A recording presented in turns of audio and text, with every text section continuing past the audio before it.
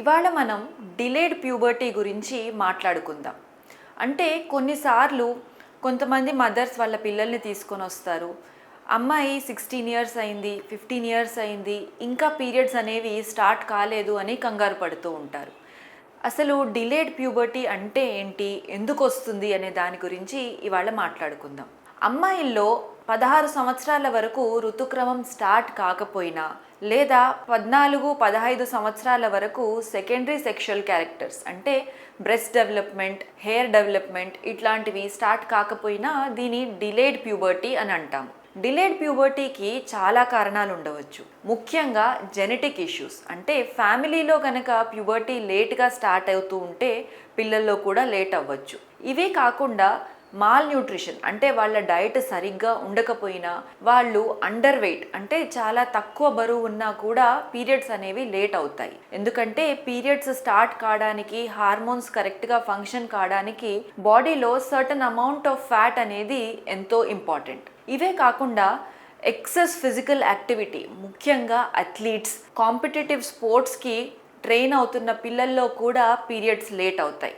Stress వల్ల, అంటే చదువుల్లో ఉండే ఎక్సెస్ స్ట్రెస్ వల్ల కూడా కొన్నిసార్లు పీరియడ్స్ లేట్ అవుతాయి. క్రానిక్ డిసీజెస్, అంటే కొంతమంది పిల్లల్లో ఇన్ఫ్లమేటరీ బవల్ డిసీజ్ లేదా సిస్టిక్ ఫైబ్రోసిస్ లాంటి డిసీజెస్ ఉన్నప్పుడు, క్రానిక్ డిసీజెస్ ఉన్నప్పుడు వారిలో కూడా పీరియడ్స్ లేట్ కావచ్చు. దీంతో పాటు కొన్ని metabolic diseases like thyroid correct లెవెల్లో లేకపోయినా లేదా ప్రొలాక్టిన్ లెవెల్స్ చాలా ఎక్కువ ఉన్నా, ఇటువంటి హార్మోన్ చేంజెస్ వల్ల కూడా డిలేడ్ ప్యూబర్టీ చూస్తూ ఉంటాం.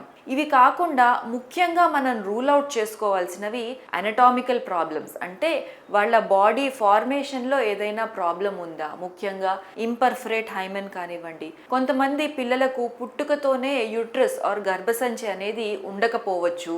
అట్లాగే MRKH సిండ్రోమ్, ఇటువంటి కొన్ని సిండ్రోమ్స్లో కూడా పీరియడ్స్ లేట్ అవుతాయి. కొంతమందికి బ్రెయిన్లో ప్రొడ్యూస్ అవ్వాల్సిన హార్మోన్స్ కరెక్ట్గా ఉండకపోవడం వల్ల కూడా మొత్తం హార్మోన్ చైన్ ఎఫెక్ట్ అయ్యి పీరియడ్స్ అనేవి రావు. ముఖ్యంగా పిట్యూటరీ హార్మోన్స్ లేదా హైపోథలామస్లో ఏదైనా ప్రాబ్లం ఉన్నా, చిన్నప్పుడు ఎటువంటి దెబ్బ తగిలినా లేదా ముందర ఎప్పుడైనా బ్రెయిన్ సర్జరీస్ అయినా కూడా ఈ పీరియడ్స్ అనేవి డిలే కావచ్చు.